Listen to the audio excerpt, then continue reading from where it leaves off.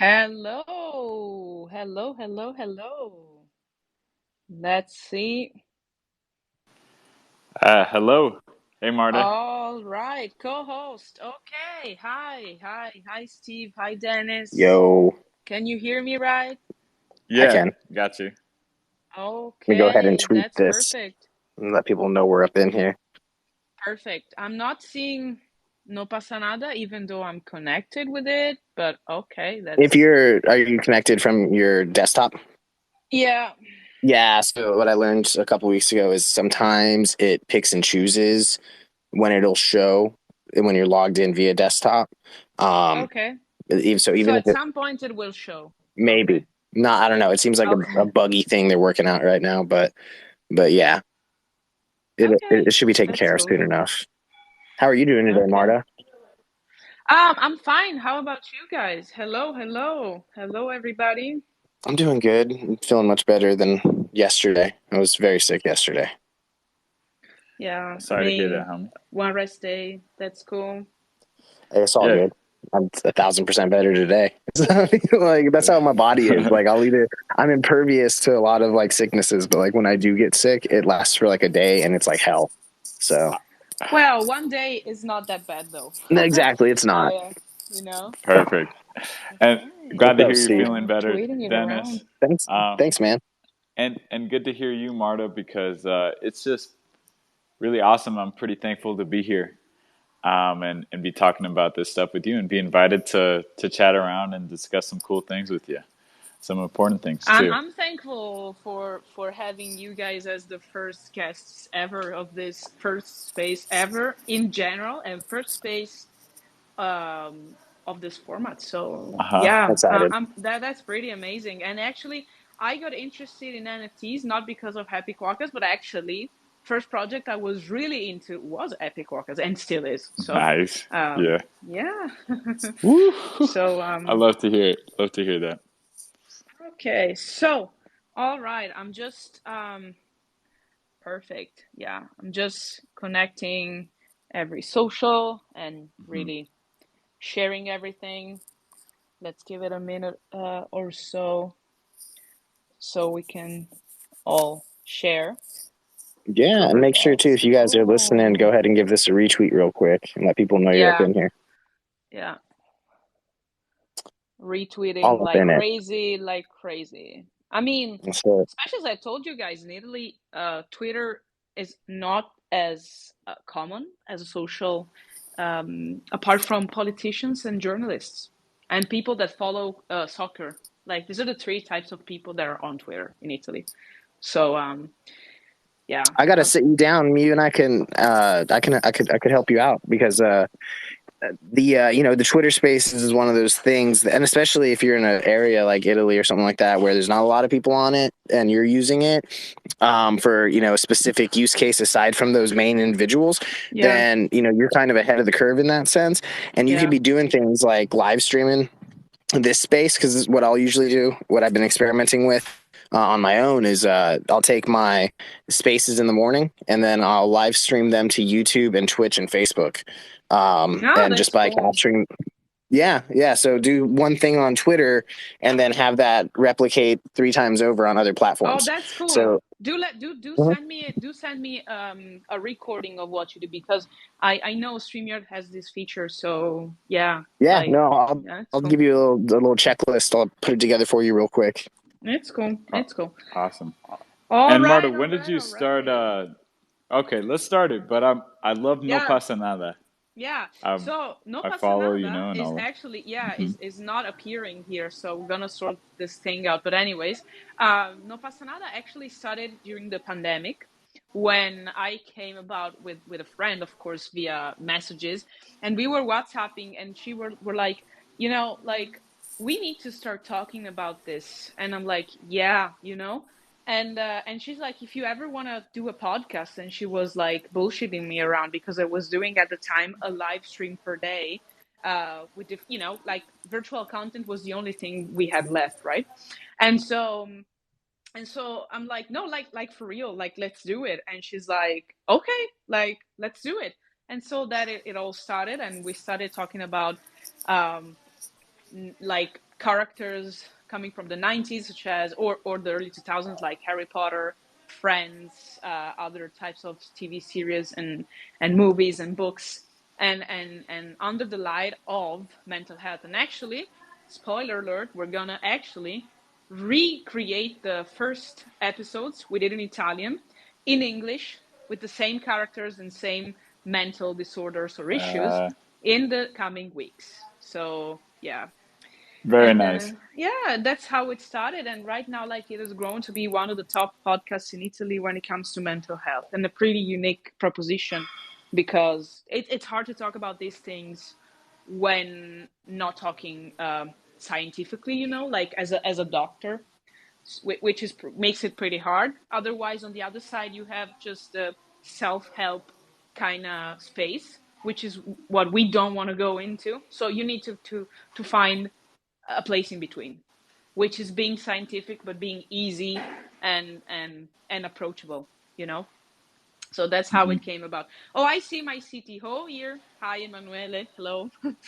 Okay, all right. So if you can hear me right, we're gonna get this thing moving, and we're gonna start with the actual question we always ask to any type of guest we have on No Pasa Nada, which is, guys. So you pick who wants to answer, but I want to answer from both of you guys, Dennis and Steven, from this question, which is, what is mental health for you guys, and how you do take care of it every day? You pick who goes first. Okay. You go I first, can jump Steven. in here. Thanks, Dennis.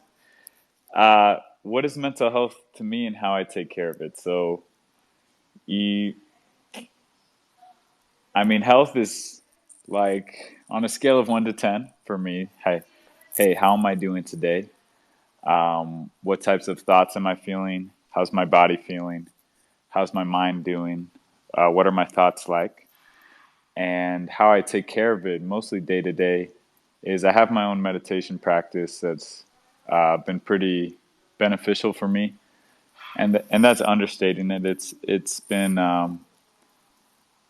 life changing, to be honest. So I started about 4 years ago now, in 2018, and since then I've been meditating about 20 minutes to an hour every single day.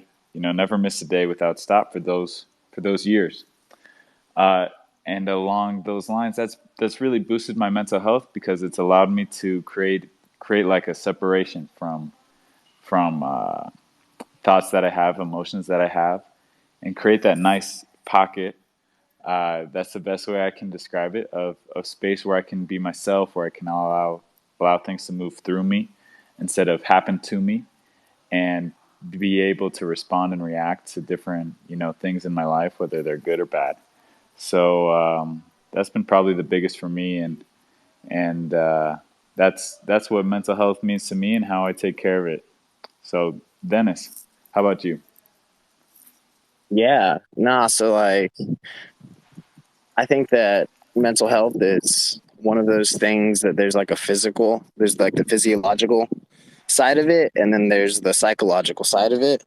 And, physiologically, doing things like getting enough rest and eating the right amounts of food and the right types of food, and, just nourishing yourself properly, I think is a huge part of mental health. And because there's so much, like, our brain, at the end of the day, the way that it works is, it's just a big old piece of meat with electricity in it.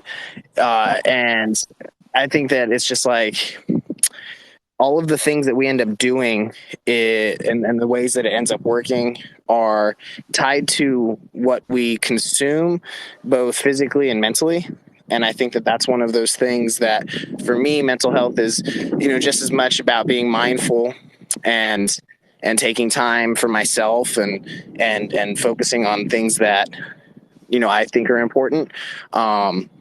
Either, within myself and my circumstances, but then also it's at the same time the physical side of it, which is, going out of my way to make sure that I'm taking care of myself, sleeping enough, And it's screen time, like removing myself away from screens, before I go to bed, stuff like that. I mean, like there's a whole host of different things, but I think at the end of the day, it comes down to it's a balance between the physical side of things and the psychological side of things for me.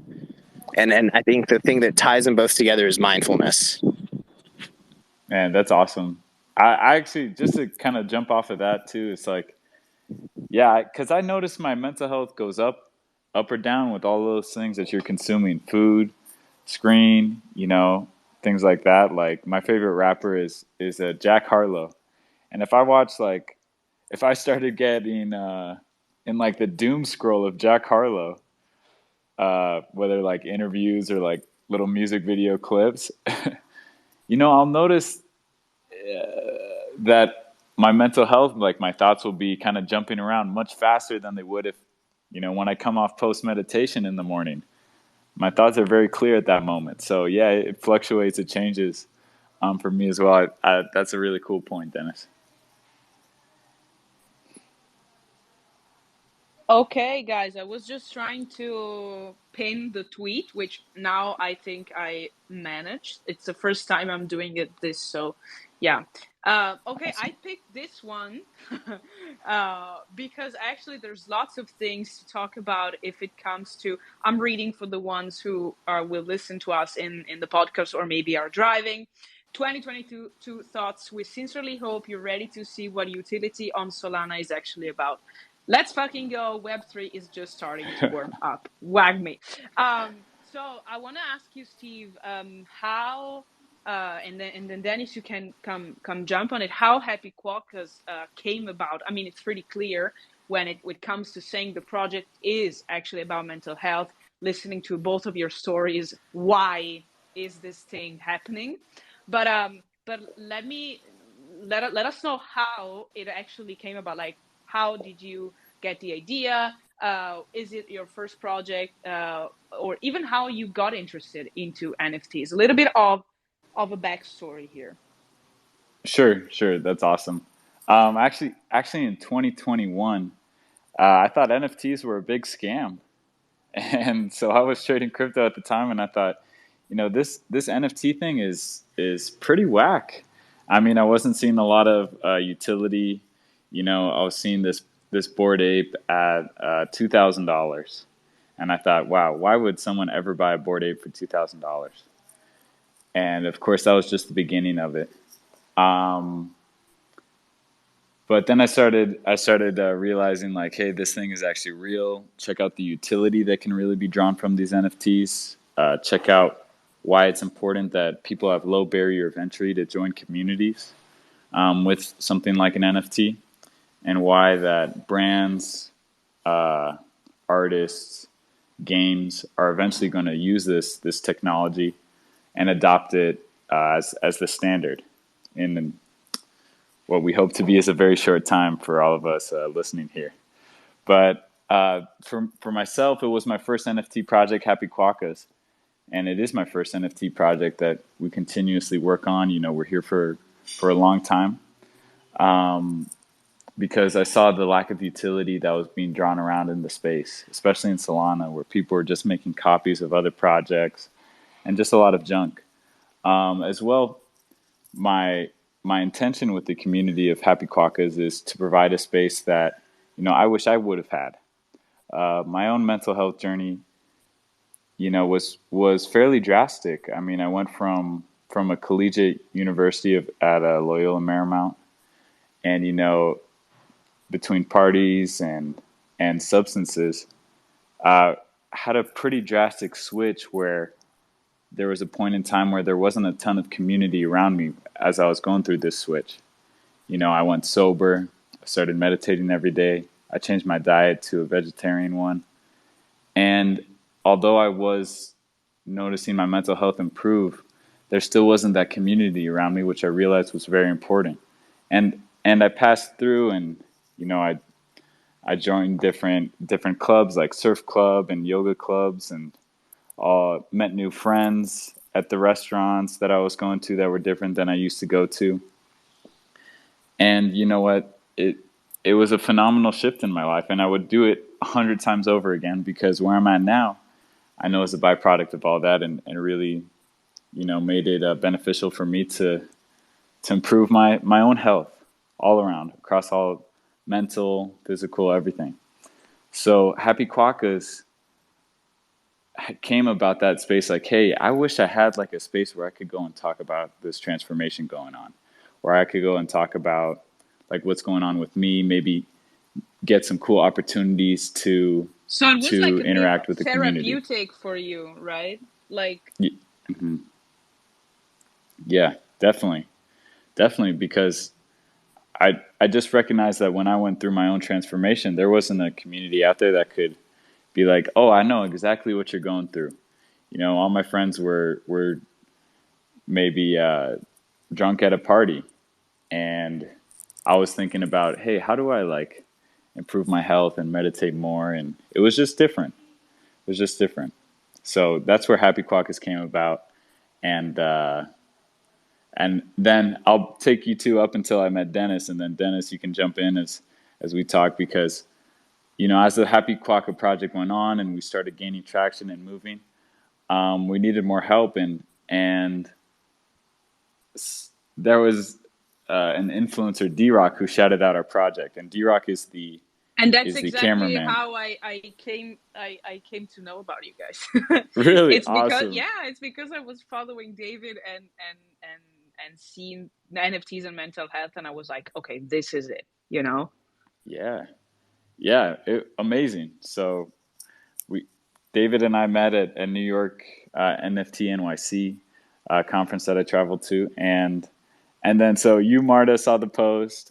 Dennis also commented on the post, and I said, "Who is this guy? He's followed by Gary Vee." So I shot him a quick message, and I said, "Hey, how about we just chat? Because I'm curious about your story." And we chatted for about 45 to an hour, and we actually hired you right on the spot. We said, okay, you gotta join this community, and like, let's start tomorrow. And so Dennis, if you want to jump in right here and tell your backstory about some mental health and Happy Quokkas, here, take it away. Yeah. So, just long story short, if you've listened to me or talked to me at all, then I'm pretty open about the fact that I've been doing this internet thing since like 2003 when I started making my own websites and stuff. And because I always saw like potential in it, and I loved what, the internet was capable of doing. And back in 2003, I was only 13, but I was still, I just saw so much opportunity in it, in terms of what we could do and how people can connect with each other. And so I started getting into that, and in 2005 got into making MySpace pages for my friends, for like actually like skinning them up and making custom graphics and stuff. And that was something that was a natural, like, I guess it was just something that I can naturally leverage from my own skill set, and that I saw that, okay, like there was arbitrage there. Like people wanted to be able to have a nice custom MySpace page, and they just didn't want to spend the time learning all the HTML. And so I learned that, and I was like, okay, this is, super cool. Went, 10 years, 12 years down the line, spent that time bartending and taking care of my mom, who was sick, until she passed away. And then my daughter was born a couple months after my mom passed away. And then, then it was raising her. In 2015, I'd been bartending that whole time from like 2009 to 2018. So in 2015, I kind of got tired. I live here in Panama City Beach. So we have, Panama City Beach spring break, MTV spring break was a thing. That's how I got into the industry here. And so that's, it was good money and it was fun and stuff like that. I love bartending. I like, because I like the energy and I like the people that you meet, not the drunk people, but I like the cool people. So it just got one of those things where, the spring break crowd left, MTV left, the economy was changing. It got to the point where I was having to drive, an hour and a half back and forth to work. So around like 2 to 3 hours of travel per day. And I'd be working 10-hour days, 5 to 6 days a week, just to make the same amount of money as I was making during spring break. And it just was, apparent that it was not sustainable. And then obviously with my mom just passing away, I kind of stopped caring about working for other people, because every time that I worked for somebody, I just felt like a commodity. And I just hated that. So I tried to start my own software company actually back in 2015 here in Panama City, because I was pissed off about the way that we manage waste, specifically in like restaurants and stuff. And growing up in poverty, it made me really angry, like working in places where like Chili's and stuff, where they plan on wasting a ton of food every day no matter what. Like it's in their books, it's in the accounting, like they got like 35-40% threshold for this stuff. So like think about that, like 4 out of 10 things that they buy, or 40 out of $100 worth of food that is purchased at these big restaurants and stuff gets thrown out. And they plan on that. And what pissed me off more than that was the fact that we had all of these computer systems that were set up to monetize the front end as much as possible, so to make sure that every server can charge $1.25 for an extra ranch and stuff like that. But none of that data was being plugged in on the back end to simplify the management processes or streamline the supply chain stuff. And so like that really got me upset, and that's when I started looking at starting a company that could do those things, that could kind of facilitate APIs that could communicate between POS systems and distribution networks. And I quickly got into it, and I was like, man, like it's going to cost hundreds of millions of dollars probably for all of if I really wanted to do this at scale. And I was like, that's just not sustainable. And so I kept moving on, and I had some ideas for some apps that I wanted to build ultimately, not just for restaurants, but like for homes and families and stuff like that too. I wanted to help people in poverty have a better, be able to manage their expenses better and be able to plan for their food better. So that way they could reduce the amount of food that's actually wasted and maximize the amount of money that they're spending on those things. And then also obviously have money left over for some of the other stuff. So that's like what got me into it. But I was like, man, the way that the internet was set up then, all these centralized databases that I have to get permission to connect to and all of that, like it wasn't sustainable, like I said. So I stopped caring about it for the most part. Just put it on the back burner and kept focusing on moving forward, and got more into social media management, got into community management, because that to me was an extension of bartending. The things that made me a good bartender also make me a good community manager. So I just started focusing on all of that back in like 2016, 17. And it was, about the same time in 2016, I got into the blockchain. I'd been following Bitcoin and stuff since like 2010, 2011, just didn't jump in on it because I didn't have the time or energy to. And once 2016 rolled around with Ethereum, I really got turned on to the blockchain and what we could be doing with it. 2018, I got turned on to crypto, like seriously, and started trading a little bit.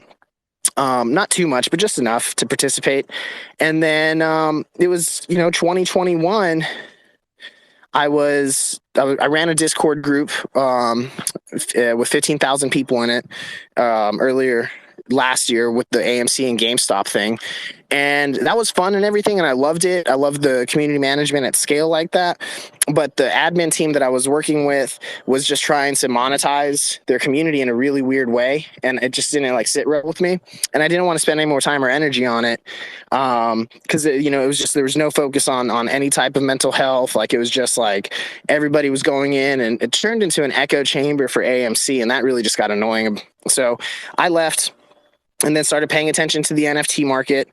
And that's pretty much it, And then about the time it was months went by, and I actually got Gary Vee. I tweeted him in like February and asked him, so, yo, man, I'm trying to find some content about this. It's actually at scale. Like I want to find more than surface level content. I want to see, what can we actually be doing with NFTs? Kind of like Steve said, like Dennis, is a real problem in Italy today. Like people getting to me and other people that I cannot really call myself an expert, like people asking for content talking about NFTs, because apparently everything out there is either in English, which, is not everyone can speak it, but actually is not it is not obvious that the content is reliable and trustable, you know? And what I've Like, seen too is most of the people that are talking about NFTs talk about it from a hype standpoint or as a fad or a trend. And so they're talking about the Bored Apes and they're talking about the pictures and they're talking about how celebrities are buying them and stuff, but nobody's sitting down and actually drilling down and saying what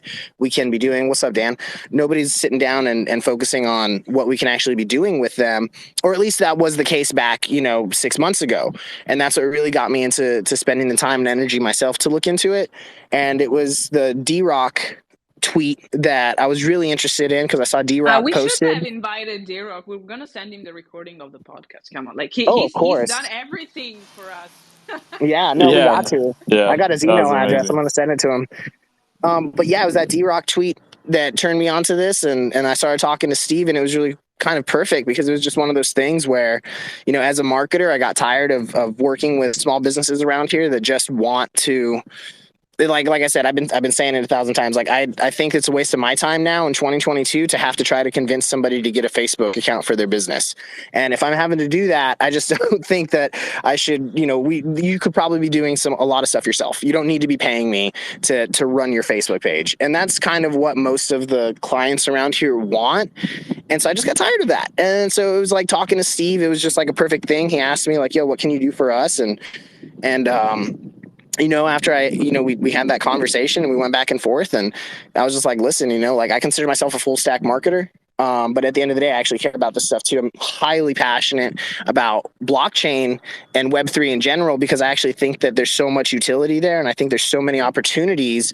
And, you've heard me say it, like, I think this is very similar to like 1997, 1998 pre.com bubble.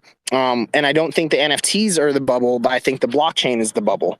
And so I think that we're going to get to a point here. And the way we come about around it, like how we're actually thinking about it, like NFTs are just a representation, like a manifestation, philosophically speaking, of the actual opportunity / problem / bubble / revolution, So yeah, but that is I mean, yeah, that's the long and short of it. Yeah, for me. I couldn't agree more. We're not actually going into the specifics of Web3 here, but I mean, I advise everyone who's listening to us, which I know not everybody is super into these things. Please get informed. Please get educated. You don't need to trade NFTs. You don't need to create your own NFTs. You don't need to be an expert. I mean, I don't think anybody is. Except from really people who have coded for years and years around Web3, but like at least I don't like to call myself an expert, and it's I've been around for a too short amount of time. Anyways, please get educated because these things are coming. Revolution is coming. A new way of approaching the internet is coming, and it's going to change many things. Anyways, let's move back to the podcast. Please follow Dennis. He's talking about these things a lot. Anyways, let's connect to the other side of NFTs, which is not something that comes, like it's not something that every NFT project has, but like it's the way NFTs got to be big and known by, let's say, at least a part of the general public, which is art. Like, how do you guys think that art connects to mental health? Because we hear it all the time, even in No Pasa Nada with other guests, even not related to the NFT space, how art has helped them navigate hard times, in emotional downturns and difficult moments, difficult times in life. Or maybe that, like a work of art, like a picture, like a song or a poem, a book, a movie, really has helped them out and told them, I got the epiphany. I think I can do something different to make my life better. How do you think, I mean, it's a really open question. How do you think it's your relationship with art, and how does it connect to your mental health? And you think it connects to the mental health in general of the people that come to connect with the art? In this case, you have a specific type of I would say a signature style for the Quokkas, but the question is very general, because if someone creates an art project, around mental health, it surely is convinced around how art can be good for your mental health, right? Gotcha, Marta.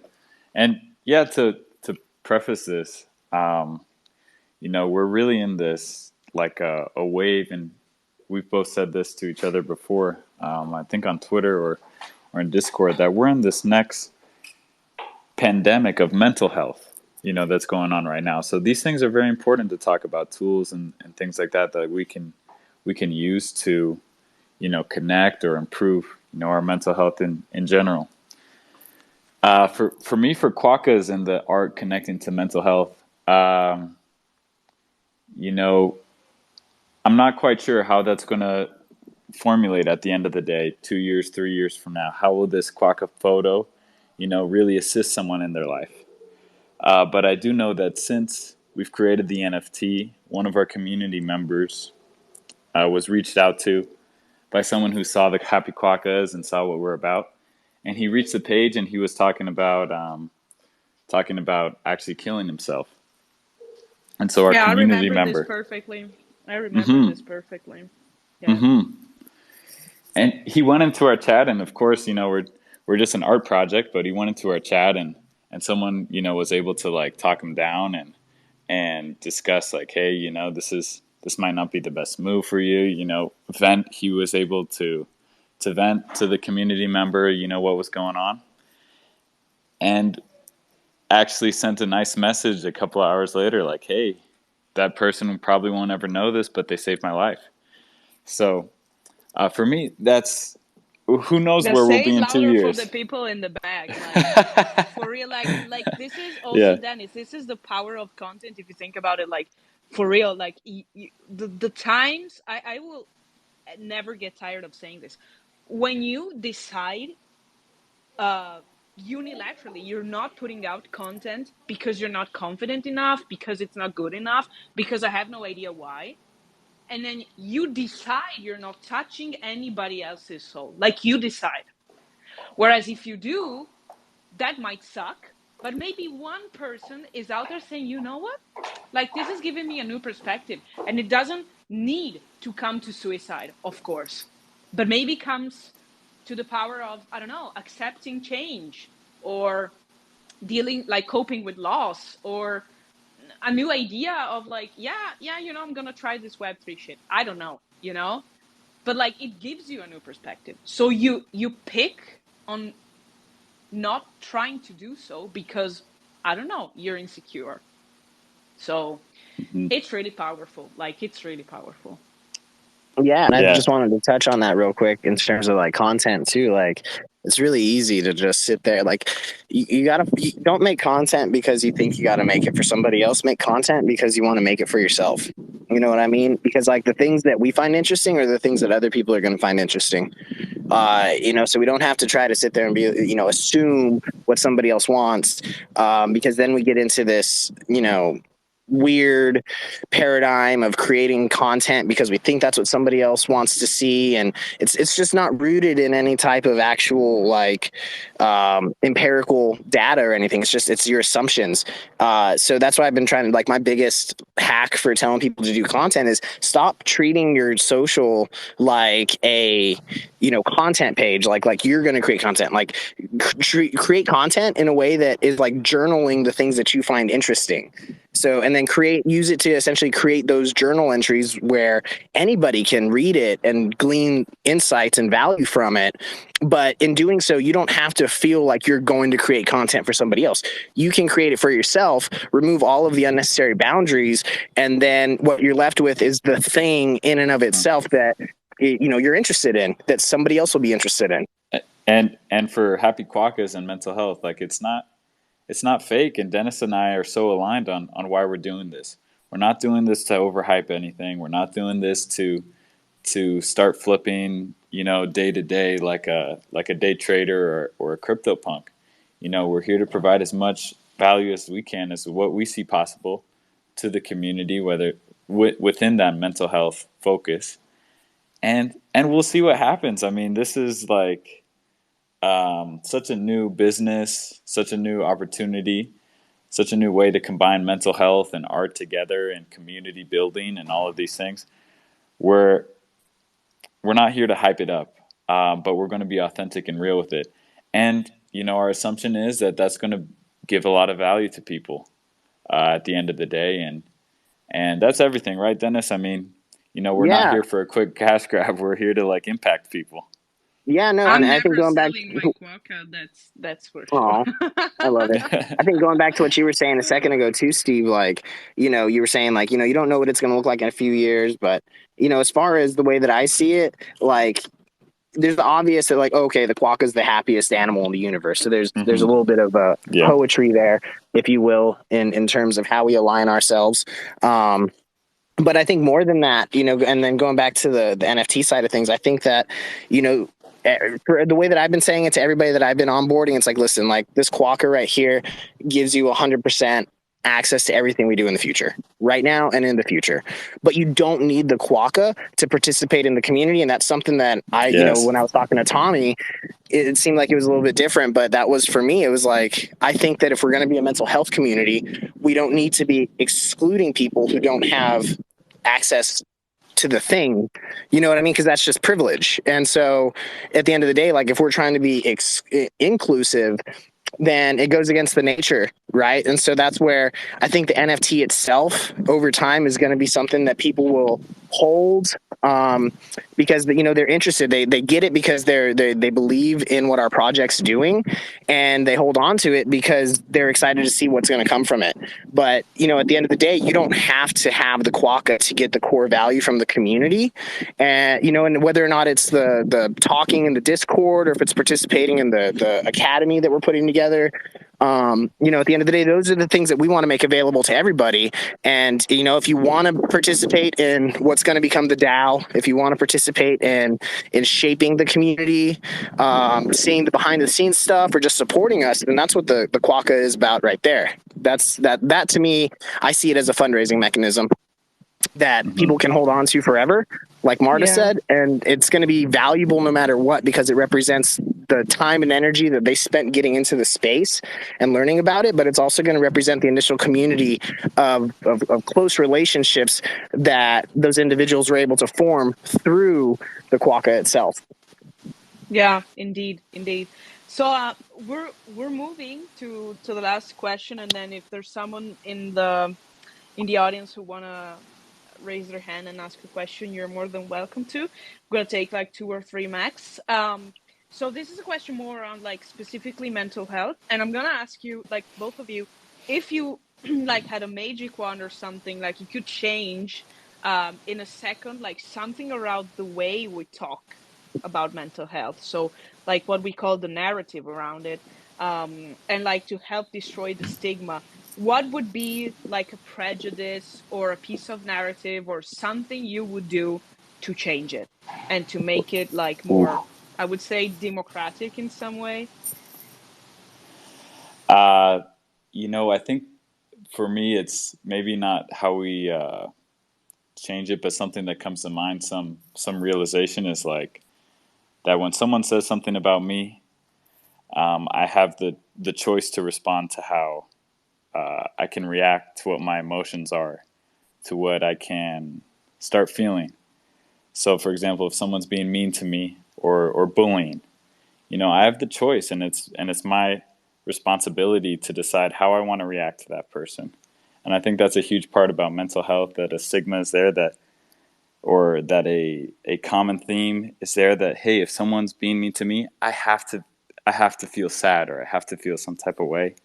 I know for me that was a big breakthrough when I started learning about cognitive behavioral theory and the basic needs of everyone on the planet, and getting into meditation where you separate thoughts and reactions. And so I think that snippet of really the reality, because if someone's swearing at you in a language you don't understand, how happy or smiley you could be, in the face of this negativity. But if all of a sudden you start understanding the language and you start perceiving your value from that other person, how terrible and how sad you might feel. So for me, that's if I could change one thing about mental health stigma, it would be hey, you actually have the power to react. That's amazing. What about you, Dennis? Yeah, I think what Steve said is very cool. I think a lot about that. I have a 7-year-old and I be teaching her all the time. Like, it's we can't control what other people do to us, but we can control how we react. And I think that's a big thing. But And I that's think that totally our choice. Like we're not, I don't know, controlled by our reactions. Like yeah, this is totally it's true. yeah, and the thing that sucks is that most people get caught up in I guess what really sucks is that most people have fight or flight type reactions to that involve their emotions, and that's usually where we end up seeing. So I guess more than anything, it would be it's okay. So it'd be kind of twofold here. I think that one, I'm a big believer of just like not caring about what other people say. Like only care about the people that you want to care about. Don't worry. Like that's number one, probably the easiest way to like start getting better at dealing with the way that people talk about you. Like when I hear people say like, oh, that one person was talking smack about me, or oh, this one, like whatever. Like if you don't care, if they don't add value to your life, then it shouldn't even matter what they say anyway. And so I think getting that through is really important. But I also think that just becoming more mindful of our own emotions, and I think that's one thing I would change. Like if it were possible to be 100% mindful of why we feel the way that we do, then I would say like that would be the biggest thing. Because again, it's like that fight or flight thing. Like people respond with anger when they get scared, and if they don't know what scares them, then they're prone to be pretty angry for most of their life. So mindfulness, I guess, is really what it comes down to. Yeah, and that's the first. How can we say like the first step towards like, for example, meditation? Like I recently switched from pure mindfulness towards like mindfulness practice towards real meditation. Still learning, but as my teacher says, nobody wants to get better at meditation, everybody wants to get better at life. So I think that's exactly It's true. how it comes about in the end. So if there are questions from the public, just please guys raise your hand, so I'm gonna give you like a minute or so. If not, we're gonna close the space. It's this will not be like the last time we talk with Dennis and Steven. So sure, there's gonna be even more time. But guys, I'm super happy. Like this was the first episode, and it was with you because it was the first project I got interested, and the first project I actually send everybody over to like in the Discord or everything like to get involved because even though it's not on, and maybe you can touch in a couple of minutes on that. It's not on OpenSea or like it's not on ETH, so it's kind of a different type of approach. Let's say for the ones who don't really understand crypto, let's just say it's not a mainstream approach to it. So in many things actually. So but anyways, I always say like this is a super interesting project, and I think everybody, especially like the founders, are there for the long term. So yeah. Thank you, Marta, for being part of our community. I mean, it's awesome to have you, and your own expertise is guiding us with mental health, and putting us on your podcast. It's pretty awesome. So can't be more excited to have met you through this NFT. And 100%. D-Rock. Thank you so much, guys. I'm always in Danny's spaces. Like it's the afternoon for me. I'm working. I go 5 minutes, then I don't listen for 15, then I come back. So yeah, I mean we've been chatting quite a lot, guys, even in the Discord. So it I feels love like it. we know each other, Oh, even though there's a pandemic going on. we're only going to be talking so much more over the next couple months too. Yeah, yeah, yeah, So yeah. And also Dennis is actually Dennis's approach to Web3 and e-commerce really got me there. And so yeah, oh, hell yeah. I'm building in my mind. Then we're gonna we're gonna talk. Anyway, Very so I exciting. don't see any. Yeah, yeah, totally. No, I don't see any raised hands. So I I, think I, we wait, can wrap it up. Yeah, go. I Okay, got a question. go. What does mental health mean to you, Marta? It does mean life. Like if I need to choose like a word, life, because as I always say, there is no wealth without mental health. Like you can be the richest fucker ever, but you could be depressed. Like there are lots of rich people that are depressed, right? Like let's just break the stigma. Um, and the other, like rich in money, no, let's be specific. And the other thing is life, because it actually gave me life again. Like I always thought I lived, I didn't exist, because I was always super sensitive and super interested in art and super introspective and listening to people, having lots of ideas. Like I liked life, I liked the world around me, was super critical about it, but like tried to make a change. And so then at some point I realized that was not enough, because I was really on the outside and I was maybe listening to a part of me, but not other parts of me.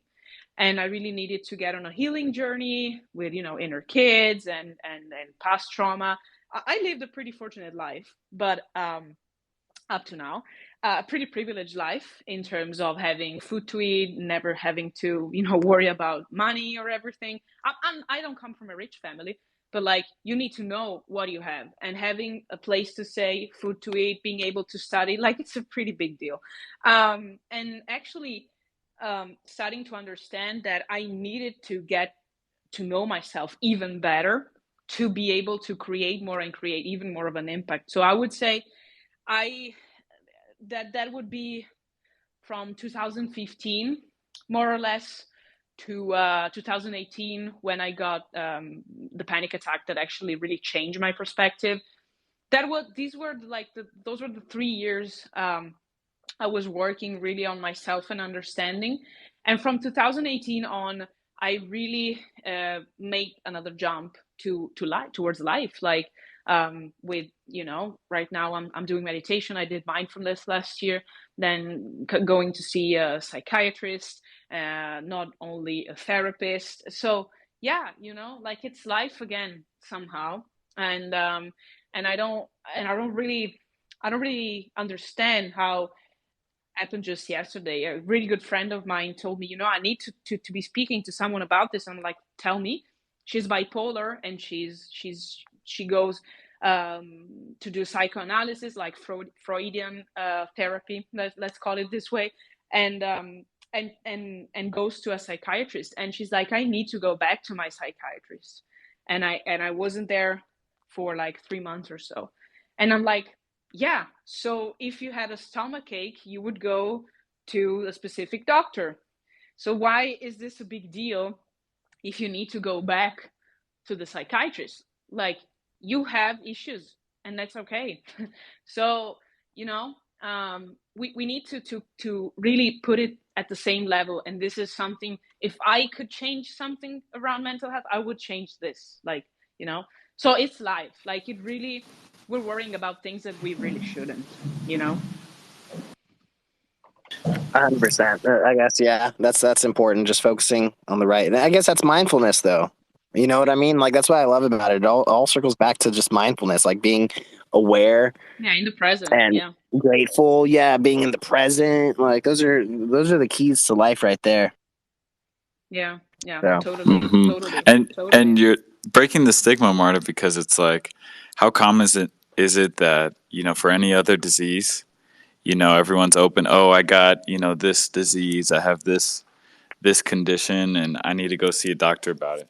But once it comes to mental health, it's like you hide it from friends, you hide it from family. It's a different. Even though it's just a disease that you go in, you take care of, and you change. I totally see that, and why it's a problem, and why your voice is Yeah. so powerful to break it. Somehow we think that when it comes to the mind, we can heal ourselves, which is not actually always true. Like the mind is really powerful, but this doesn't mean that our body or our mind can heal itself at all. Otherwise, we wouldn't, I don't know, like we wouldn't have doctors, or experts. So I think there's a question: mass. Can you hear us right? Hey, what's up? Hey, Martha, thank you for making this amazing show. To be honest with you. Like, this is coming from somebody that actually had a mental breakdown a few months back, and now I'm seeing a psychiatrist and all that, a psychiatrist and all that. It's super dope to understand that, there's people out there that actually don't stigmatize this process. It it's just super refreshing to hear that. Like people make it seem like this is weird thing, like oh you cannot relationship or anything like that, or it's crazy or anything like that. Like we sometimes go through hard things in life, and I was very privileged too, so I can relate to that too. When I was growing, I was very privileged with my family, but as you grow older, like you start just piling up all these things on you, and now it's like okay, you got to a point that everything is kind of bulk up into you, and you're like, okay, and you just burst. And that's pretty much what happened to me a few months back. Like, I went to this crazy mental breakdown, and I almost lost everything at one point.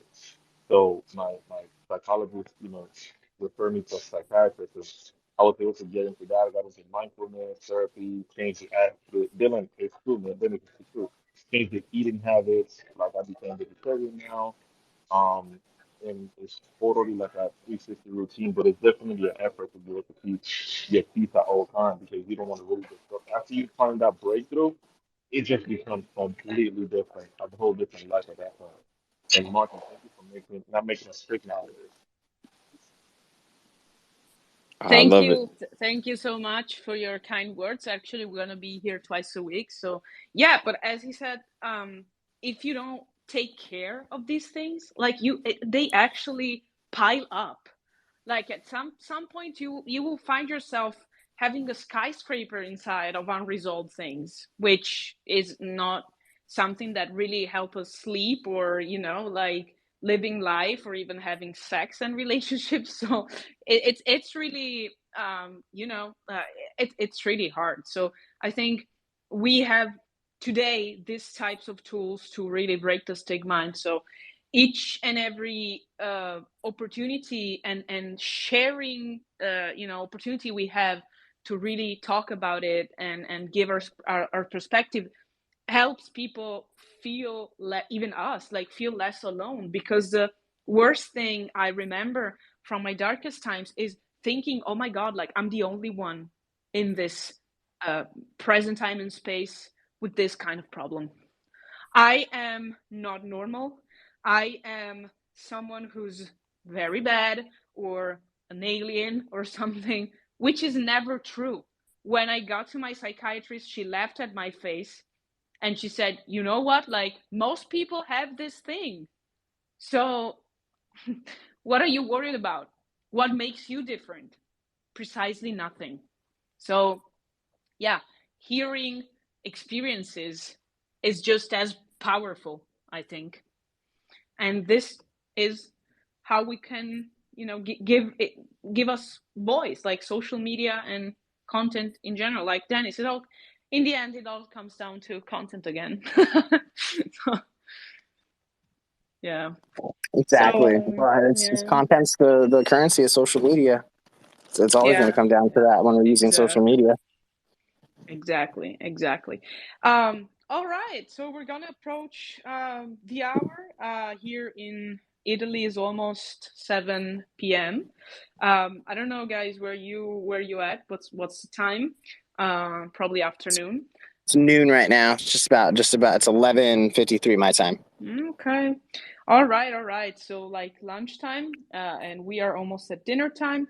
Episode, I guess it's gonna be out the 19th of January in the podcast. So for everyone who missed a part or is not connected, will be able to recatch everything. And actually, we can also send D-Rock the recording. Actually, if you're listening, thank you so much for your shout out around the Quokka project, because that's exactly how me and Dennis came to know about it. So thank you so much, Exactly.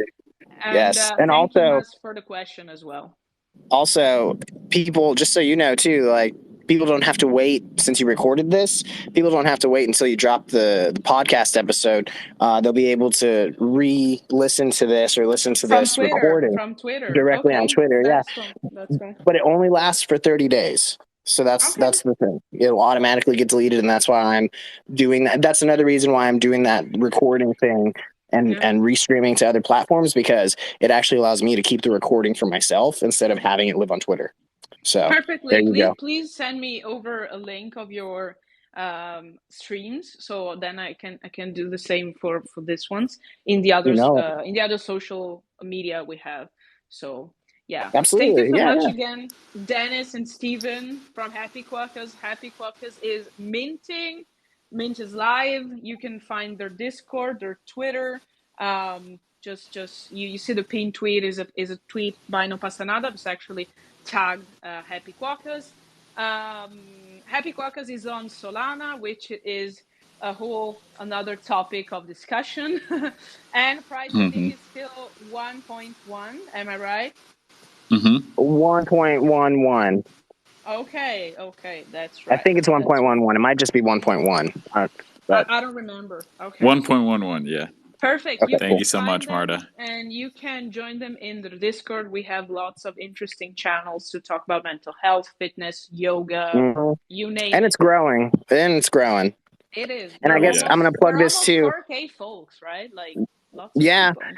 yeah, and just to plug it too, we're working on a lot of really cool things within the community, taking it to the next level. Again, it's not just a PFP project. We're trying to unlock some really cool community utility with it. So from the Discord itself and the different integrations that we're rolling out, all the way through the academy that we're putting together, where we're gonna give members the ability to learn how to code together for Web3, give members the ability how to learn how to do content management and content marketing and community management. Because the goal for us is to build this out to where it's a completely self-sustained community. And I feel like as a community builder in Web3, I think that Web3 has the most potential to be able to let communities completely thrive without the need for centralization, which ends up costing money. So I'm Yeah. really excited to participate in this, and I'm so Hey, happy that you had us on. super Amazing. happy. And wow, I Amazing. mean, Quokka is listening to this. If you're a Quokka holder listening to this, I mean, how bullish are you on this guy Dennis? He's fantastic, yo. So, and especially our community member Marta. Come on, I mean, this is amazing. Love both of you very much. Thanks for having us. Thank Thank you you, so much, Marta. Stephen and Dennis. Love you, Have a Steve. nice rest of your day or evening, depending on where you are, guys. And we'll talk again on next Monday with another guest we're going to reveal very soon, as well as another NFT project on Thursday. So thank you so much, and bye bye. Later.